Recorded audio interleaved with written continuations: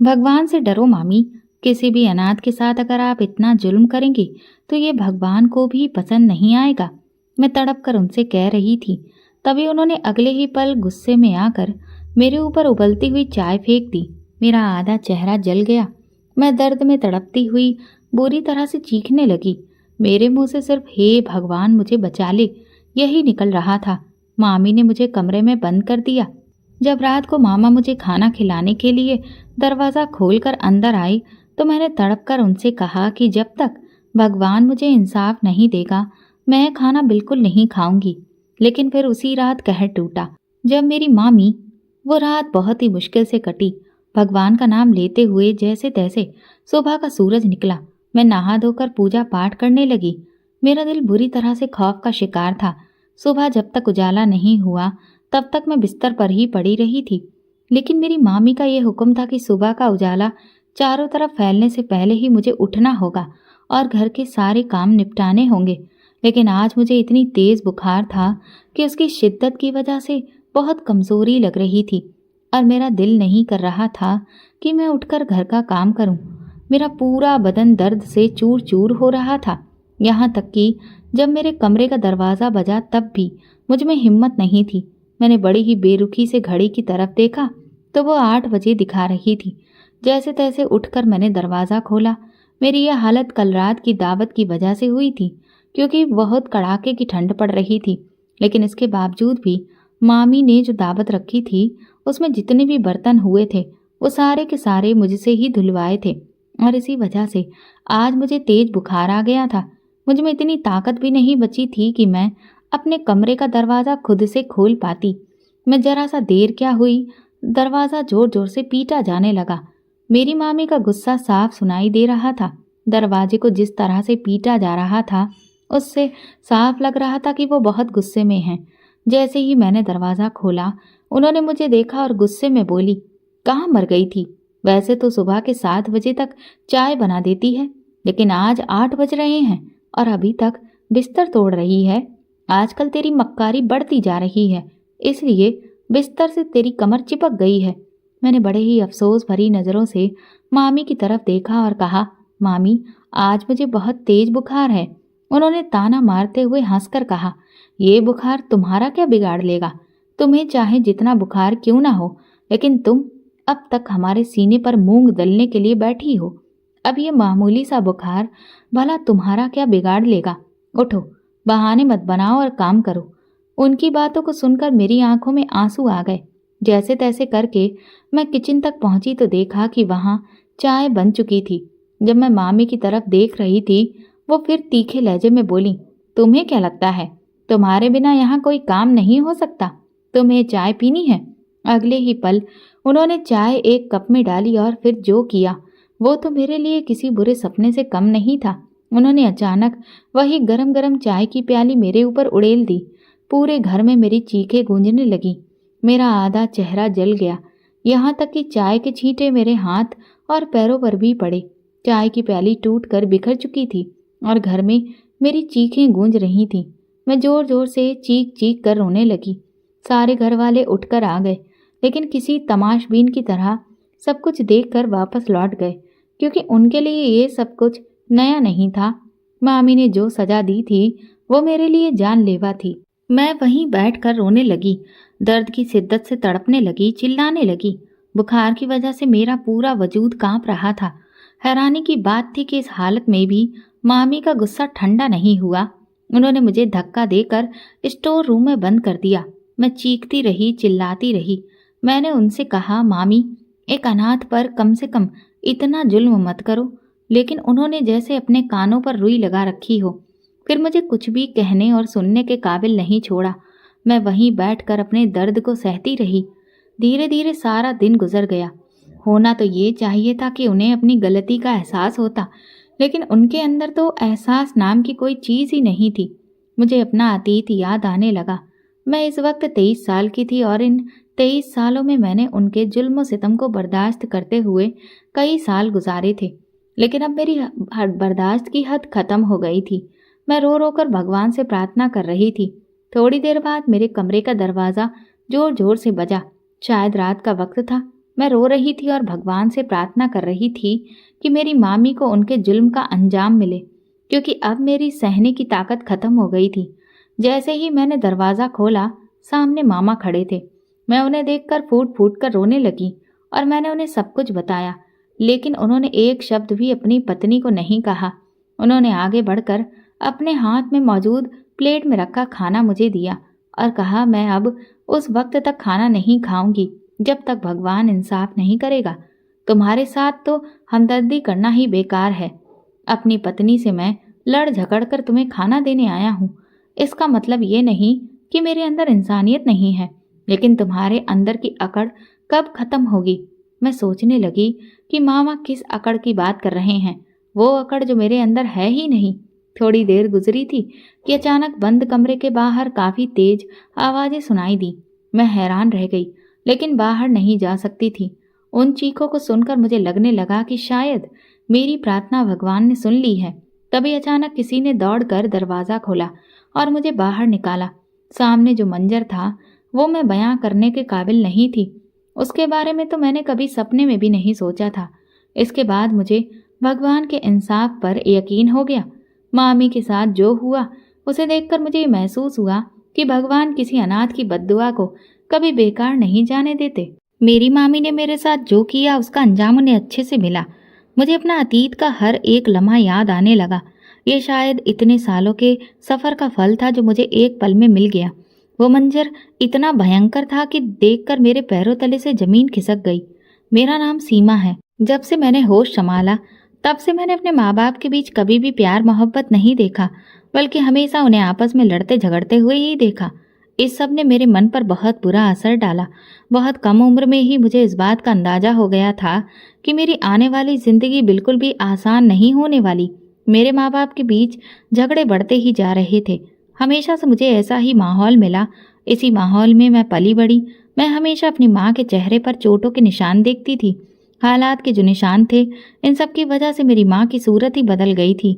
रात को नींद ना आने के कारण मैं चुपके चुपके महज 7 साल की उम्र में भी रोती रहती थी और कभी भी किसी को इस बारे में कोई एहसास नहीं होता था।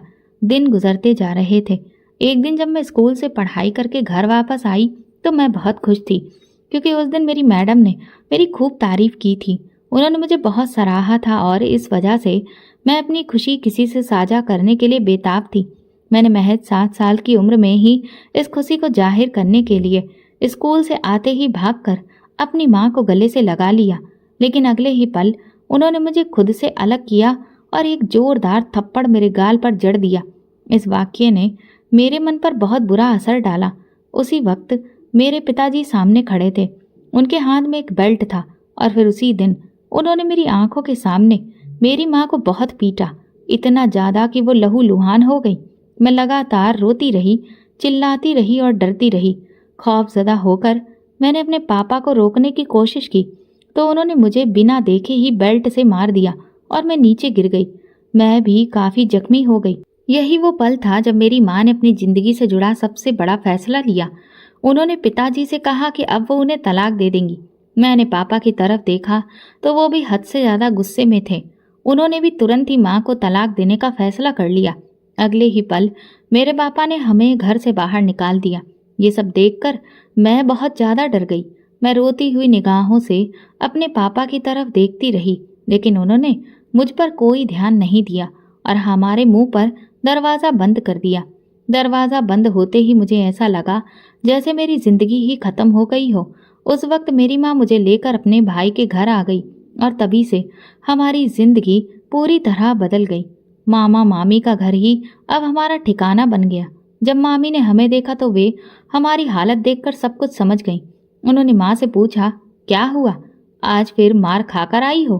2 दिन बाद तुम यहाँ से चली जाओगी ना? माँ चुपचाप रोती रही। जब मामा घर लौटे तो माँ ने उन्हें बताया, अब मैं उस घर में मरकर भी नहीं जाऊंगी। उन्होंने आज मुझे बहुत मारा है, अब मैंने फैसला कर लिया है। ये कहते हुए माँ ने अपने सारे जख्म मामा को दिखा दिए। ये सब देखकर मामी के हाव भाव बदल गए। उन्हें लगा था कि माँ हमेशा की तरह पिटती रहेगी, लेकिन आज वो चुप नहीं रही। माँ का फैसला सुनकर मामी चौंक गई। गुस्से में उन्होंने अपने हाथ का गिलास जमीन पर पटक दिया और कमरे में चली गई। ये उनके गुस्से का इशारा था, जैसे कह रही हो कि तुम अपना घर उजाड़ कर अब मेरे घर पर मुझ पर हुकूमत करने आ गई हो। मामा ने उस वक्त मामी की बात को अनदेखा किया और माँ को सहारा दिया। उन्होंने कहा, तुमने बिल्कुल सही फैसला किया है। मामा की हमदर्दी उस वक्त तो काम आ गई, लेकिन इसके बाद माँ उनके घर की गुलाम बनकर रह गई। माँ ने नौकरी शुरू कर दी और मैं उनके रहमो करम पर निर्भर हो गई। पिताजी अच्छी आमदनी करते थे और मैं जिस स्कूल में पढ़ती थी उसकी फीस बहुत ज़्यादा थी। माँ ने कोशिश की कि मुझे उसी स्कूल में बनाए रखें, लेकिन मामी के लगातार तानों के कारण उन्होंने मुझे मजबूरी में स्कूल से निकाल लिया। फिर जिंदगी बदलने लगी, मैं घर पर ही रहने लगी। माँ ने कोशिश की कि किसी और स्कूल में मेरा दाखिला करवा दे, लेकिन हर बार मामी आड़े आ जाती। वो कहती, अगर इसका खर्चा तुम उठाओ तो ही पढ़ाओ, हम इसलिए नहीं कमाते कि सब तुम पर ही खर्च हो। माँ खामोश हो जाती। उनकी नौकरी की तनख्वाह इतनी नहीं थी कि सारे खर्च उठा सकें। माँ के नौकरी करने के बावजूद मैं मजबूर थी और दूसरों के रहमो करम पर जी रही थी। धीरे धीरे दिन बीतते गए। मामा ने माँ के लिए दूसरा रिश्ता ढूंढना शुरू कर दिया। जब उन्होंने ये बात माँ को बताई तो माँ ने साफ मना कर दिया। उसी दिन मामी हमारे कमरे में आई। वो कमरा क्या था, बस एक छोटा सा स्टोर रूम था जिसमें एक छोटा सा पलंग था। मैं और माँ उसी पर सोते थे। मैं अब लगभग 8 साल की हो गई थी और स्कूल की शक्ल भी भूल चुकी थी। मेरा अब तक का सबसे प्यारा दिन वही था जब मैडम ने मेरी तारीफ की थी। मैं उस दिन को फिर से उम्मीद करने लगी, लेकिन शायद मेरी माँ बहुत मजबूर थी। मामी ने माँ से कहा, तुमने रिश्ते से इनकार क्यों किया? भले ही वो आदमी 50 साल का है और उसके 2 बेटे हैं, लेकिन वो तुम्हें और तुम्हारी बेटी को पाल लेगा। क्या तुम सारी उम्र हमारे ही सीने पर मूंग दलती रहोगी? कहते हुए उन्होंने मुझे भी बहुत बुरी तरह झंझोड़ा, क्योंकि मैं बार बार माँ से लिपट कर मामी को बात करने से रोक रही थी। उन्होंने मुझे थप्पड़ भी मार दिया। ये मेरा दूसरा थप्पड़ था। पहला थप्पड़ तो मुझे पापा से मिला था, जो आज तक मैं नहीं भूली हूँ। बस उसी दिन से मामी का डर मेरे दिल में बैठ गया, वरना मैं उन्हें एक अच्छी इंसान समझती थी। लेकिन जब उन्होंने भी मेरी माँ से उस तरह लड़ाई की तो उनकी तस्वीर भी मेरे पिता जैसी ही हो गई, क्योंकि वो भी मेरी माँ से इसी तरह से झगड़ा करते थे। मैंने दिल से सोचना शुरू कर दिया कि वो औरत भी मेरे पिताजी की तरह ही अपनी बातों के तीर से मेरी माँ को लहूलुहान करती रहेगी। ये मेरे लिए हरगिज भी भरोसे के काबिल नहीं था। फिर वो हुआ जो मैंने कभी सोचा भी नहीं था। मेरी माँ ने इन सब बातों की हद से ज़्यादा टेंशन ले ली। उस वक्त उनकी उम्र काफ़ी कम थी। उनकी शादी ही 18 साल की उम्र में हो गई थी और तलाक भी इतनी जल्दी हो गया था। इतने कम समय में मेरी माँ ने जिंदगी के अलग अलग रंगों के कई अनुभव कर लिए थे, और फिर वो हुआ जिसके बारे में मैं सपने में भी नहीं सोच सकती थी। मैं 8 साल की हो चुकी थी। बार बार मामी के तानों ने मेरी माँ को जिंदगी से बेजार कर दिया, और फिर उन्होंने मुझे एक चिट्ठी लिखी जिसमें उन्होंने मुझसे माफ़ी मांगी। वो खत मुझे सुबह ही उनके तकिए के पास मिला। यहाँ मैं आप लोगों को ये बताती चलूँ कि मेरी माँ ने मुझे घर पर पढ़ाना शुरू कर दिया था, जिस वजह से मैं इतनी काबिल तो हो गई थी कि अब मैं शब्दों को अच्छे से जोड़कर पढ़ने लगी थी। उन्होंने उस चिट्ठी में लिखा था, बेटा, ये दुनिया मुझे जीने नहीं दे रही है। मैं अपनी बहुत कोशिशों के बावजूद भी जी नहीं पा रही हूँ। अब बस मेरी एकमात्र उम्मीद तुम ही हो। लेकिन फिर भी मेरा दिल बंद होने लगा है। मुझे ऐसा लगता है जैसे मेरी सांसें कुछ ही देर चलेंगी और मेरे दिल का बोझ बढ़ता ही चला जा रहा है। हो सके तो मुझे माफ़ कर देना। मैं दोबारा जिंदगी में अब और कोई दुख बर्दाश्त नहीं कर सकती। मैं तुमसे बहुत प्यार करती हूँ, लेकिन मैं मजबूर हूँ।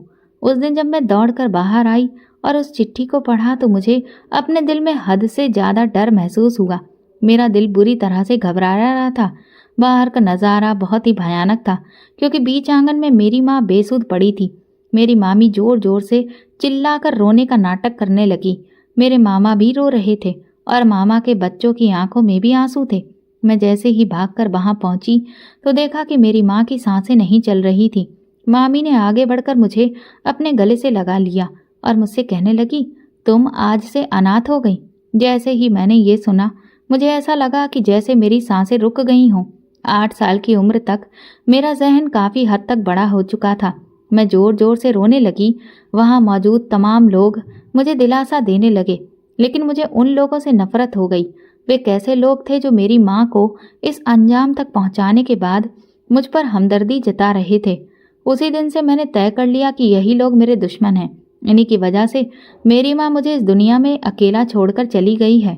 लेकिन मुझे इस बात का अंदाजा नहीं था कि ये तो बस मेरी सबसे बदतर जिंदगी की शुरुआत थी। इसके बाद मुझे जो कुछ भी सहना था वो नाकाबिले बर्दाश्त था। ये तो मेरी हिम्मत थी जो मैंने इसके बाद भी मामी के कई जुल्म सहे। मुझे नहीं पता था कि मामी अब एक क्रूर औरत बन जाएगी और मेरी जिंदगी पूरी तरह से तबाह हो जाएगी। मेरी माँ के देहांत को सिर्फ 3 दिन ही गुजरे थे, लेकिन मामी के हाव भाव पूरी तरह से बदल चुके थे। लोगों के सामने वो प्यार जताकर मुझसे हमदर्दी करती थी, लेकिन उनकी असलियत मुझे 3 दिन के भीतर ही समझ आ गई थी। उन्होंने तड़के सुबह सुबह मुझे कमरे में आकर उठाया और कहने लगी, चल उठ, क्या सारा दिन पलक तोड़ेगी?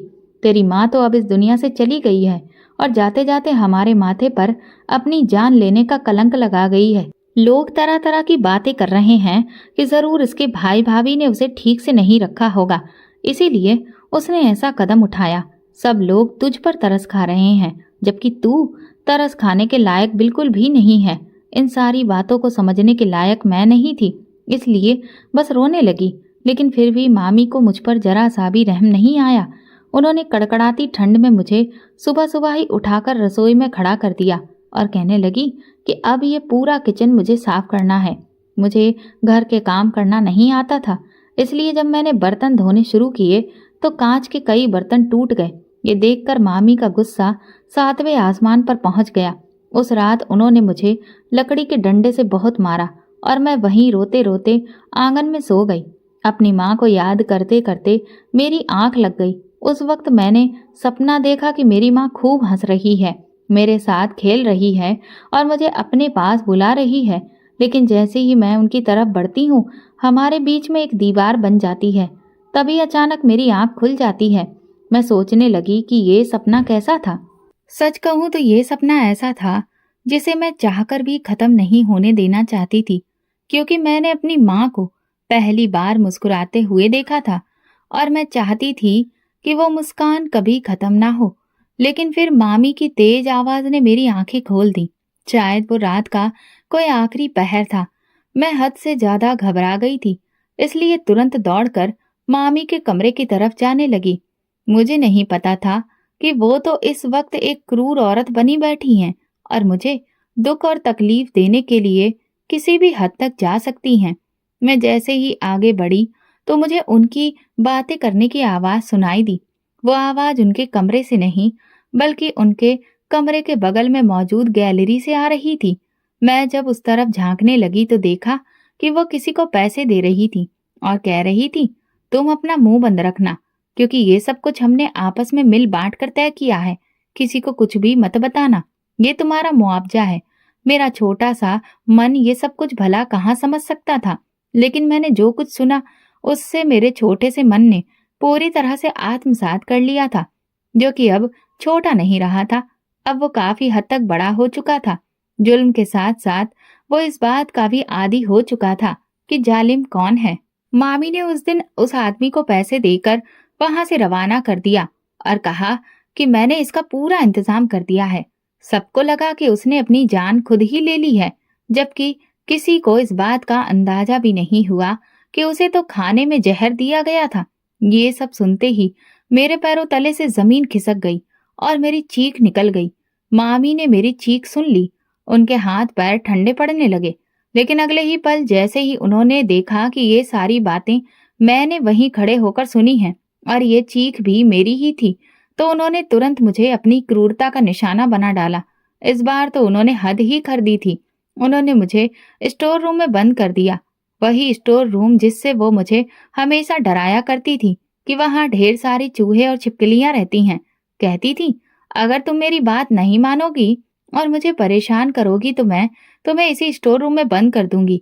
आज खुद को चूहों और छिपकलियों के बीच देखकर भी मैं नहीं रोई, क्योंकि जो हकीकत मुझे पता चली थी वो इतनी भयानक थी कि अगर मैं मामा को बता देती तो मामी का घर पूरी तरह से बिखर जाता और फिर वो खुद पर कैसे इतना फक्र करती। मैं डर के मारे बिल्कुल चुप हो गई थी। मामी की क्रूरता ने मेरी सोचने समझने की क्षमता खत्म कर दी थी। ऐसा लग रहा था जैसे मैं खुद को पूरी तरह से भूल चुकी हूँ।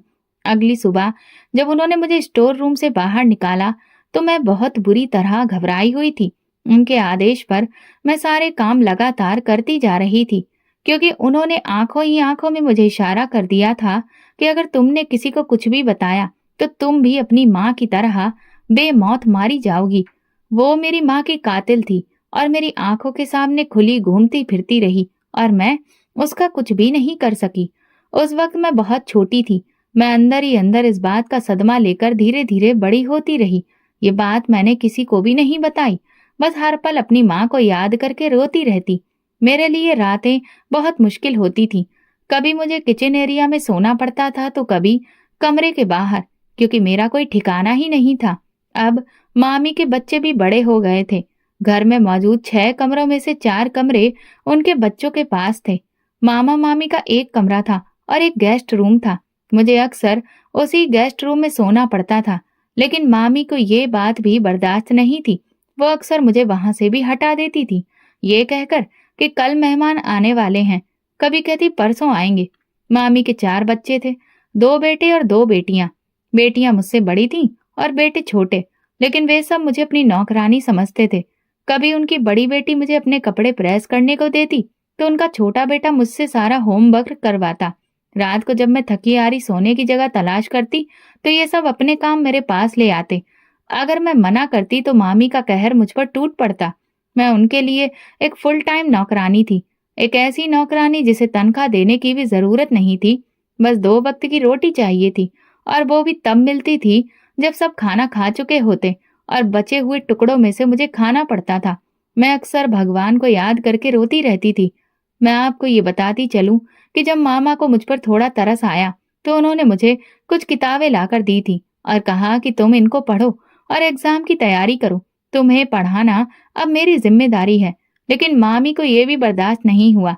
उन्होंने चुपचाप मेरे पास से किताबें लेकर कहीं छुपा दी और सीधे तौर पर कह दिया कि अब ये क्या पढ़ेगी, इसने तो अपनी किताबें फाड़ डाली हैं।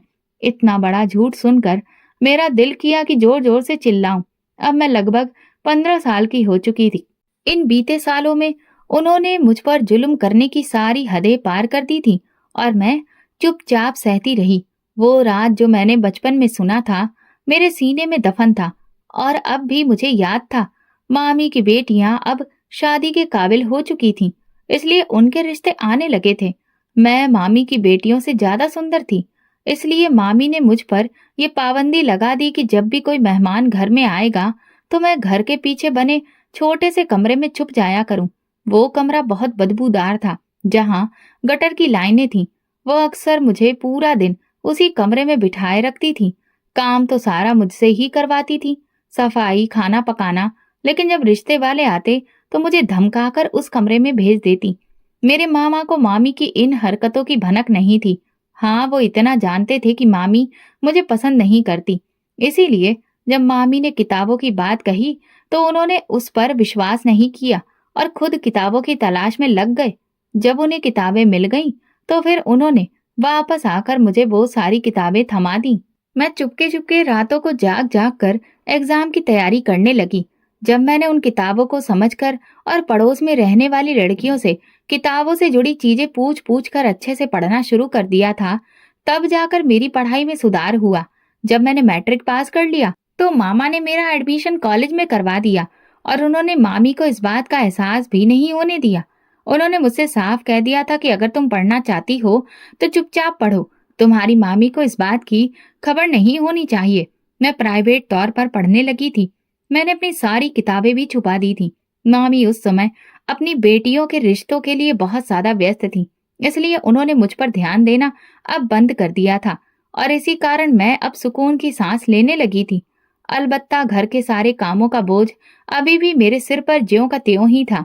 हफ्ते में पूरे घर के कपड़े पहले मुझे ही धोने पड़ते, फिर उन्हें सुखाने के बाद छत से उतार कर तय करके रखना और हर एक के कमरे में पहुंचाने की जिम्मेदारी भी मेरी ही थी।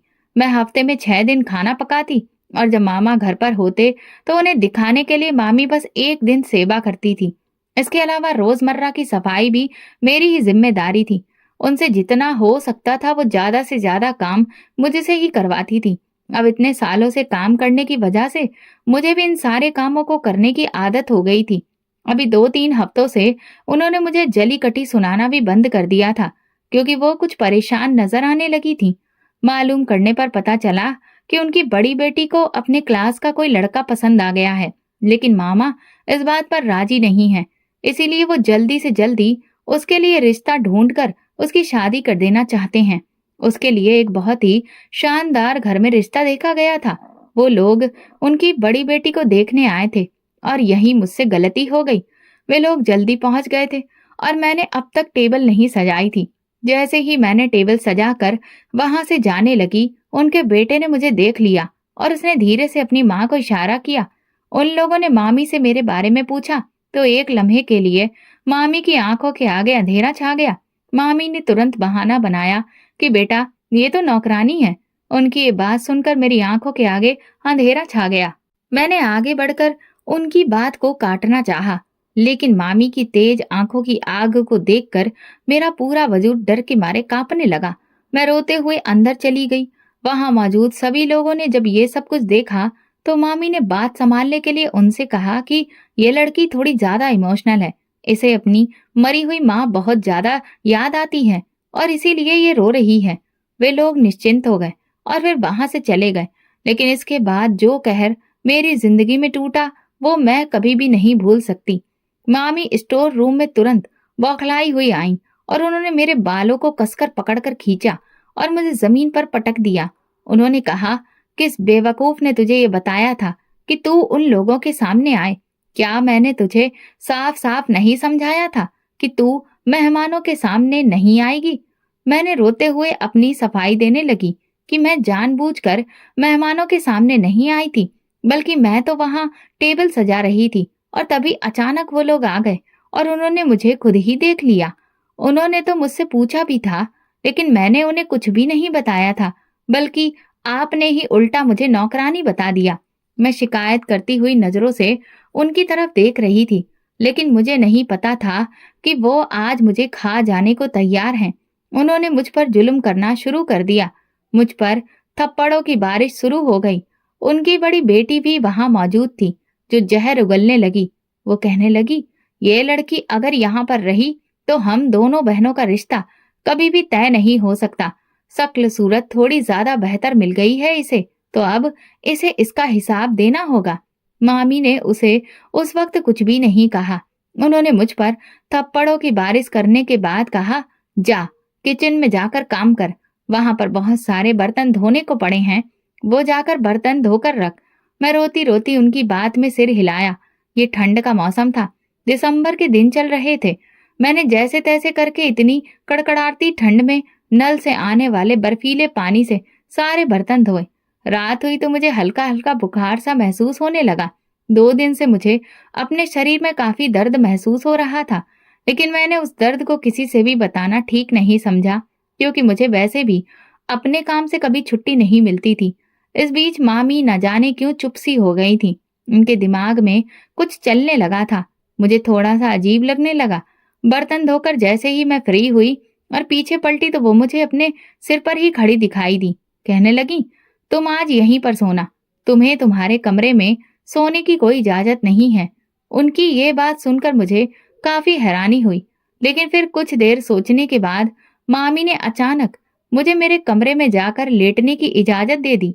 उनकी इस मेहरबानी की वजह मुझे समझ में नहीं आई। मैं बहुत ज्यादा थकी हुई थी। सारा दिन मैंने काम किया, मेहमानों के लिए खाना तैयार किया और अब उन लोगों के जाने के बाद भी किचन का सारा फैला काम मैंने ही समेटा। मामी की बेटियां लॉन्ज में सोफे पर चढ़कर आराम से अपना फेवरेट टीवी सीरियल देख रही थीं। मैं उनकी किस्मत को देखकर जलन करते हुए अपनी किस्मत को देखकर रोने लगी। कभी कभी मैं अपनी माँ से इस बात की शिकायत करती कि आप मुझे इस दुनिया में छोड़कर इतनी जल्दी क्यों चली गई, मुझे अकेला इस नर्क में धकेल कर चली गई।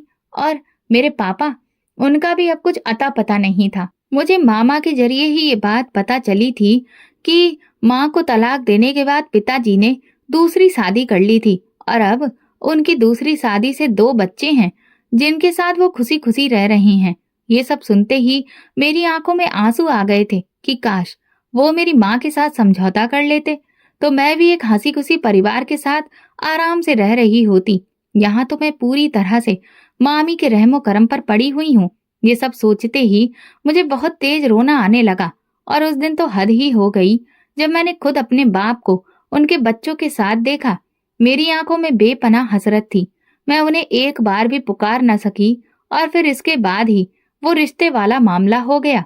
उस दिन जब मैं बिस्तर पर लेटी तब मुझे इस बात का अंदाजा हुआ कि मैं कितनी ज्यादा थकी हुई हूँ। और फिर अचानक से मुझे कपकपी लगने लगी। तब मुझे समझ आया कि 2 दिन से लगातार इतने ठंडे पानी में काम करने की वजह से मुझे बुखार हो गया है। मैंने उठकर बुखार की दवा खाई और सोने की कोशिश करने लगी, लेकिन बुखार इतना तेज था कि दवा ने कोई असर नहीं दिखाया और मैं सारी रात तड़पती रही। सुबह जब हल्की हल्की रोशनी फैलने लगी तब जाकर कहीं मुझे नींद आई। मेरे अंदर जरा भी हिम्मत नहीं बची थी कि मैं उठकर कोई भी काम करूं, लेकिन मुझे अच्छे से पता था कि ये मेरे उठने और काम करने का समय है। पर मेरा शरीर जवाब दे गया था, लेकिन दिमाग को तो सब पता था ना। और इसी डर की वजह से अब मुझे नींद नहीं आ रही थी। मैं चुपचाप बिस्तर पर लेटी थी। बार बार मेरी नजर घड़ी पर जाती और मैं यही सोच रही थी कि अब मामी जब मुझे किचन में खड़ा नहीं देखेंगी तो फिर पूरे घर में हंगामा कर देंगी। कल रात भी वो मुझसे बहुत ज्यादा गुस्सा हुई थी, जबकि मेरी कोई गलती नहीं थी। थोड़ी देर बाद दरवाजा बजा और मुझे पता चला कि मामी जाग गई हैं। उन्होंने तड़के मुझे किचन में नहीं देखा तो तुरंत मेरे कमरे का दरवाजा पीटने लगी। मुझे देखते ही कहने लगी, तुमने दरवाजा खोलने में इतनी देर क्यों लगा दी? क्या तुम यहाँ मुफ्त की रोटियां तोड़ने आई हो? चाय कौन बनाएगा? मैंने उन्हें कहा कि मेरी तबीयत ठीक नहीं है। उन्होंने मुझे जबरदस्ती खींचकर एक तरफ खड़ा किया और कहा, तबीयत का बहाना किसी और से बनाना। अभी तुरंत नीचे जाओ और चाय बनाओ। मैंने उनकी तरफ रोते हुए देखा और कहा, मामी, एक अनाथ पर इतना जुल्म भी अच्छा नहीं होता, क्योंकि भगवान की लाठी बेआवाज होती है। जैसे ही उन्होंने मेरी ये बात सुनी, उनके माथे पर बल पड़ गए। मैंने उन्हें पहली बार मुंह खोलकर जवाब दिया था, और वो भी इसलिए क्योंकि मेरी तकलीफ हद से ज्यादा हो चुकी थी और अब मैं ये बर्दाश्त नहीं कर पा रही थी। लेकिन मैं उनके मंसूबों को नहीं समझ पाई। मैं जैसे ही नीचे गई और चाय बनाने लगी तो उन्होंने फौरन मेरे लिए 1 कप चाय भर दी और कहने लगी, तुम्हारी तबीयत ठीक नहीं है ना, ये लो चाय पियो। और फिर अगले ही लम्हे उन्होंने जुल्म की सारी हदें पार कर दी। उन्होंने वो गरम गरम चाय मेरे चेहरे पर फेंक दी। मैं रोने लगी, चिल्लाने लगी। पूरा घर मेरी चीखों से गूंज उठा। उनकी बेटी के लिए जो रिश्ता आया था, उन लोगों ने मुझे पसंद कर लिया था। इसी जलन में उन्होंने मेरे चेहरे को जलाने का घिनौना प्लान बनाया। मैं दर्द की तेजी से बिलबिला रही थी, लेकिन मुझे राहत देने के बजाय उन्होंने मुझे स्टोर रूम में बंद कर दिया। मैं वहां पूरी रात तड़पती रही। रात के शायद 11 बजे होंगे जब दरवाजा खुला और मैंने सामने मामा को देखा, जो शर्मिंदा लग रहे थे। उन्होंने मेरे सामने खाना रखा। मैंने मुंह फेर लिया और कहा, मैं तब तक खाना नहीं खाऊंगी जब तक भगवान मुझे इंसाफ नहीं दिलवाएंगे। अब मैं आपके लिए दिल से कोई दुआ नहीं कर सकती। मेरे लिए मामी के लिए सिर्फ बद्दुआ है। उन्होंने मेरी बात सुनी और गुस्से में खाना वापस ले गए। अभी वो कमरे से गए ही थे कि तभी मुझे अचानक बाहर से चीखने की आवाज आई। दरवाजा बंद था, इसलिए मैं बाहर नहीं जा सकती थी, लेकिन तभी किसी ने मेरा दरवाजा खोल दिया और बाहर आने का इशारा किया। वो मामी का सबसे छोटा बेटा था। वो मुझसे कहने लगा, मेरी माँ को माफ कर दो, उनकी हालत बहुत खराब है। मैं जैसे ही बाहर दौड़ी तो देखा कि मामी पूरी तरह झुलस चुकी थी। उनका चेहरा और शरीर भयानक रूप में बदल चुका था। वो बुरी तरह से रो रही थी, चिल्ला रही थी, कभी अपने पति से माफी मांगती तो कभी दर्द से तड़पती। मामा उन्हें अस्पताल ले जाने की कोशिश कर रहे थे, लेकिन मामी ने मेरा इंतजार किया। जैसे ही मैं उनके सामने पहुंची, वो मुझसे हाथ जोड़कर माफी मांगने लगी और बोली, मुझे माफ कर दो, मेरी हालत देखो, मैं मरने के करीब हूँ। मैं पूरी तरह से जल चुकी हूँ। मैं फटी फटी आंखों से ये मंजर देख रही थी। कल तक जो औरत मुझ पर जुल्म की सारी हदें पार कर रही थी, आज वो मेरे सामने हाथ जोड़कर अपने किए की माफी मांग रही थी। हालांकि मैं उन्हें माफ नहीं करना चाहती थी, लेकिन उनकी हालत इतनी दर्दनाक थी कि ये सब देखकर ऐसा लगा जैसे किसी ने मेरा दिल मुट्ठी में कैद कर लिया हो। उनके साथ जो हादसा हुआ उसे बयान कर पाना बहुत ही मुश्किल है। वो मुझे बंद किए जाने के बाद जैसे ही किचन में दाखिल हुई और उन्होंने गैस जलाई तभी अचानक आग ने उनके पूरे शरीर को अपनी लपेटों में ले लिया। वो भागकर बाहर आई, लेकिन उनका पैर फिसल गया और वे वहीं गिर पड़ी। उनकी कमर की हड्डी में बुरी तरह चोट लग गई। वहीं पर जब उनकी बड़ी बेटी ने ये सारा नजारा देखा, तो उसने अपनी माँ को बचाने के लिए उन पर पानी डालने की कोशिश की, लेकिन आग बुझने का नाम ही नहीं ले रही थी। यहाँ तक कि आग ने उनके पूरे शरीर को जलाकर कोयला बना दिया। सिर्फ उनका चेहरा बच गया। जब मैंने शीशे में अपने चेहरे के निशान देखे और उन्हें देखा, तो मुझे भगवान के इंसाफ पर भरोसा हो गया। भगवान ने उन्हें भी मेरे दर्द का एहसास उसी तरह से कराया था। फिर उन्हें अस्पताल ले जाया गया, लेकिन अस्पताल से जो खबर आई वो सुनकर ऐसा लगा जैसे मेरी माँ की मौत का बदला लिया गया हो। खबर ये थी कि मामी अब हमेशा के लिए लाचार हो गई हैं और दूसरों पर मोहताज बन गई हैं। ये सुनकर मुझे खुशी तो नहीं हुई, लेकिन इस बात का एहसास जरूर हुआ कि इंसान जो बोता है वही काटता है। मामी काफी लंबे समय से अपने लिए मुसीबत के बीज बो रही थी, और आज जब उनके जुल्मों की फसल तैयार हुई तो उसने उन्हें किसी लायक नहीं छोड़ा। वे बुरी तरह से झुलस गईं और लाचार होकर बिस्तर से लग गईं। ये भगवान का सबसे बड़ा इंसाफ था। वो मुझसे बार बार माफी मांगती, लेकिन मैं उन्हें कोई जवाब नहीं देती। मैं इतनी जल्दी उन्हें उनके सारे गुनाहों के लिए कैसे माफ कर देती? वे जुल्म जो मैंने सालों तक सहे थे, लेकिन फिर भी मेरा दिल उनकी तरह पत्थर नहीं बन सका। मैंने उन्हें माफ कर दिया। वो घर आ गईं। उनके लिए मामा ने एक केयर टेकर का इंतजाम कर दिया। मैं अब उनके कमरे में कम ही जाती थी। उधर मेरे एग्जाम्स भी शुरू हो चुके थे और मैं मन लगाकर उसकी तैयारी करने लगी। मामा ने घर में एक नौकरानी भी रख दी, जिससे मेरी जिंदगी थोड़ी आसान हो गई थी और मैंने सुकून की सांस ली। जो कुछ भी मामी ने मेरी माँ के साथ किया था, उससे बढ़कर उन्हें सजा मिल गई थी। मेरी माँ तो इस दुनिया से विदा होकर कहीं न कहीं सुकून की जिंदगी गुजार रही होगी, लेकिन अब मामी का क्या होगा? उन्होंने इस दुनिया में रहकर जिल्लत और रुसवाई को गले लगाया था। एक अनाथ पर जुल्म करके उन्होंने अपने गुनाहों की फहरिस्त इतनी लंबी कर ली थी कि भगवान को भी उन पर तरस नहीं आया। अब वे एक लाचार जिंदगी जीने पर मजबूर हैं। जब भी मैं उनके कमरे के पास से गुजरती हूँ, तो उनकी रोने चिल्लाने की आवाजें सुनाई देती हैं। ऐसे समय में उनकी सगी औलादें भी उन्हें छोड़ चुकी हैं। मामा अब दूसरी शादी के बारे में गंभीरता से सोच रहे हैं। मुझे ना तो इन बातों में कोई खुशी है और ना ही कोई दुख। मैं तो बस भगवान के इंसाफ को देख रही हूँ। मेरी जिंदगी में अब सुकून आ गया है, क्योंकि मेरी जिंदगी को दुखों से भरने वाली अब खुद बिस्तर से लग गई है। मामी अब अपने कर्मों की सजा भुगत रही हैं। मैं पढ़ लिख कर अब एक अच्छी नौकरी कर रही हूँ। मामा ने मेरे लिए एक बहुत ही अच्छा रिश्ता देखा है। उस रिश्ते को देखकर मुझे ये उम्मीद है कि मेरी आगे की जिंदगी बेहतर गुजरेगी। मैंने इतने साल जिस नरक में रहकर गुजारे हैं, अब उसके दरवाजे बंद होने वाले हैं। मेरे होने वाले पति बहुत चाहते हैं मुझे और एक नेक दिल इंसान है। उनकी नजर में किसी को सुकून देना ही जीवन का सबसे बड़ा मकसद है। मैं एक ऐसे बेहतरीन इंसान के साथ अपनी जिंदगी आगे बढ़ाने के लिए बेसब्री से इंतजार कर रही हूँ। उनका जो जमीर मैंने अब तक देखा है, उससे मुझे उम्मीद है कि मेरी जिंदगी में अब सिर्फ खुशियां ही खुशियां होंगी। दूसरी ओर मामी अब सिर्फ दूसरों पर बोझ बनकर रह गई हैं। उनके अपने सगे संबंधी भी अब उनकी ओर नहीं देखते। उनकी दुनिया अब एक कमरे तक सीमित रह गई है। अक्सर उनके कमरे से चीखने चिल्लाने की आवाजें आती हैं, लेकिन कोई भी उनकी परवाह नहीं करता। जो कुछ भी वे अब तक करती आई थीं, उसका अंजाम ही आज वे भुगत रही हैं। दोस्तों, अगर आपको हमारी कहानी पसंद आई हो तो कमेंट करके जरूर बताएं। वीडियो को लाइक करें और ज्यादा से ज्यादा शेयर करें। अगर आप चैनल पर नए हैं तो सब्सक्राइब जरूर करें और नोटिफिकेशन बेल दबाएं, ताकि अगली अपडेट सबसे पहले आपको मिले। धन्यवाद।